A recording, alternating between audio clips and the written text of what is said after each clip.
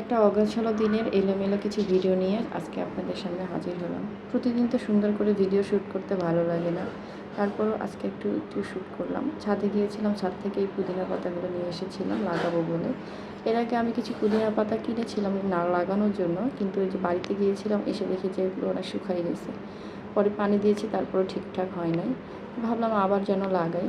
আর এদিকে হচ্ছে রাইস কুকারে ডালটা বসিয়ে দিলাম। এই তো পুদিনা পাতাগুলো এখন আমি ছোটো ছোটো করে কেটে নিলাম, নিয়ে বেলকুনির মধ্যে রাখলাম। ভাবলাম যে প্রথমে পানিতে একটু ভিজিয়ে রাখি, তারপরে হচ্ছে যখন শিকড় গজাবে, শিকড় গজালে মাটিতে লাগাবো।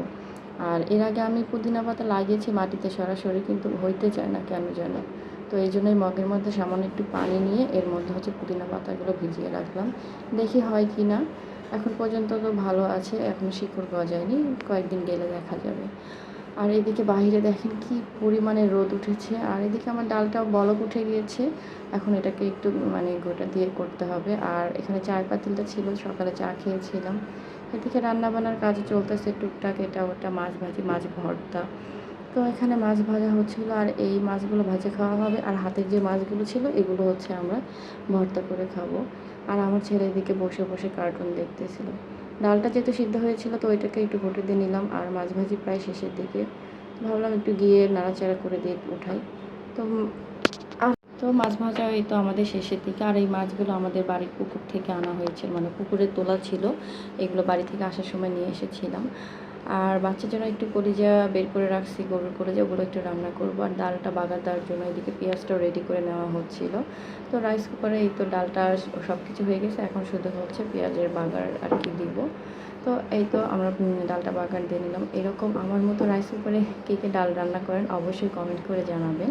ডালটা আমরা বেশিরভাগ সময় দেখা যায় যে রাইস কুকারের মধ্যেই করতেছি, এতে একটু সুবিধা হয়, ভালোই লাগে। আর রাইস কুকারের ডালটা মজাও লাগে মনে হয় খেতে আমার কাছে। আর এইভাবেই একটা এলোমেলো দিন একটু একটু করে চলে যায়, টুকটাক রান্না বান্না, বাচ্চাকে দেখাশোনা করা।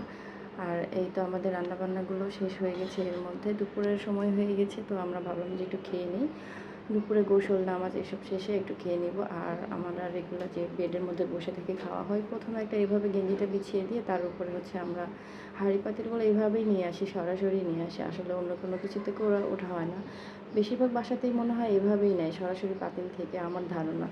আমার বাবার বাড়িতে দেখি নাই, টেবিলে তো ওভাবে রাখা হয়, কিন্তু আলাদা কোনো প্লেট বা হচ্ছে গামলা এগুলোতে খুব কমই রাখা হয়।